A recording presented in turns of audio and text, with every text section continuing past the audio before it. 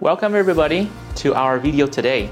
It's me, Hoàng, teacher of the senior course at the IELTS Workshop. As you can already tell from the title, we will cover a full 3-part speaking exam on the topics of a car journey and wild animals. So stick around and I'll show you how to shine when answering these questions. Let's get going. Hello and welcome to the speaking test. I will be your examiner today. And now we're gonna start with part 1. In part 1, I will ask you questions related to yourself. Now let's talk about wild animals. So what is your favorite wild animals? I don't think I have a favorite wild animal species because I think they're all really dangerous and I always try to stay away from them. Like this morning, while on my running track, I saw a beehive on a tree branch nearby and I fled in the opposite direction to avoid swelling on my face because of bee stings. So are there many wild animals in your country? Yes, Vietnam is home to a wealth of wildlife. Unfortunately, many of them are critically endangered due to illegal poaching, like pangolins and sunbears for their scales and bile. Have you ever seen wild animals in real life? Oh yes, I have encountered wild animals countless times.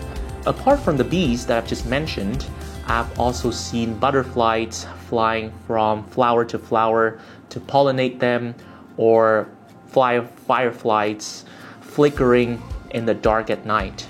These days, I've even noticed dragonflies hovering just above the ground and known that it's the harbinger of rain. So where can you see wild animals in your area? So there's this zoo in the heart of my city, Hanoi, called LịCH, where I can see wild animal species. The animals are kept in steel enclosures with mesh screens on the outside for maximum safety. The place is visited by people from all over Vietnam who not only see but also interact with the herbivores, like some deers nibbling pistachios from my palm. Now let's move on to speaking part 2. In this part, I will give you a question and you will have 1 minute to prepare and 1 to 2 minutes to speak. Here's your question. I want you to describe a long car journey that you went on. So last year, in May, my family and I embarked on a long car journey to a beautiful beach resort along the north central coast of Vietnam. We'd been planning for this holiday for months, so we were all really excited to finally be on the road. We drove our family car, which is a high-floor 4-seater Mazda 5, not only because we wanted to liberate ourselves from the restraints of weight limits of a flight, but we also wanted to stop at interesting places en route. We actually pulled into a roadside French cafe where we enjoyed a platter of freshly baked bread, cured meat, and rich creamy cheeses that melted in our mouth. It took us 6 hours to reach our destination, covering a distance of 200 kilometers.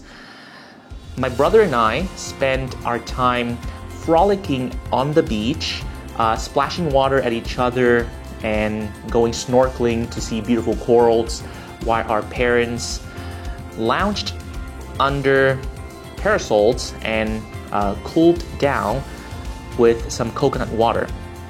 We then sampled local delicacies and took tons of family photos while enjoying the warm sun on our skin. Overall, the trip was fun-filled and it was also an effective antidote to stress as we all returned home feeling rejuvenated. Okay, so now let's move on to part 3. In this part, I'd like to discuss some further questions with you related to part 2. Let's talk about public transport. So what benefits does public transport bring to the world? I think public transportation first contributes to global environmental protection. This is because it only releases a fraction of thick and dark exhaust fumes as personal vehicles, thereby the air would be far less gray and dusty.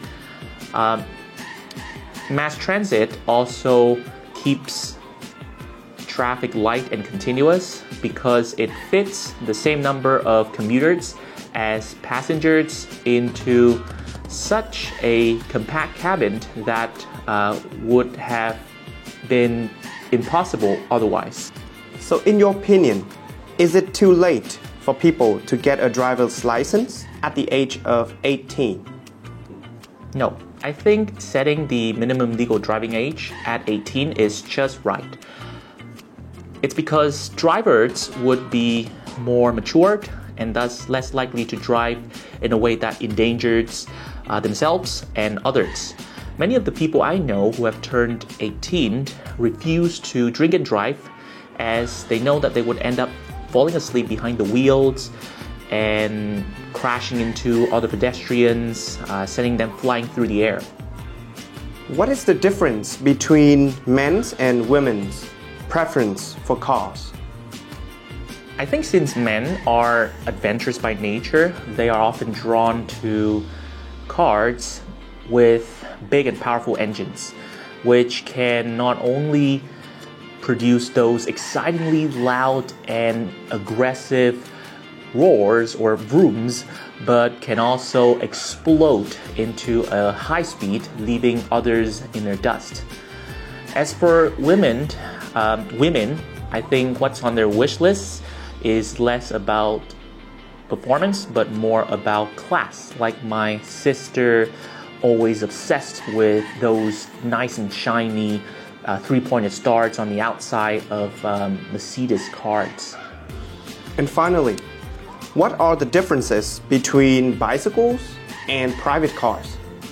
I think the most obvious difference is that the former don't have a cabin while the latter do. So what happens is that bicyclists are often exposed to the elements while getting around. Bikes are far more compact in size, like they only measure 80 centimeters across, so they can escape traffic by fitting in the gap between the sides of two cars. Like recently I saw a convoy of bicycles ripping through a gridlock holding up carts. So that's all for me in today's video. What do you think about my answers? Please leave a comment down below because I would like to hear what you think. Thank you, and I'll see you next time.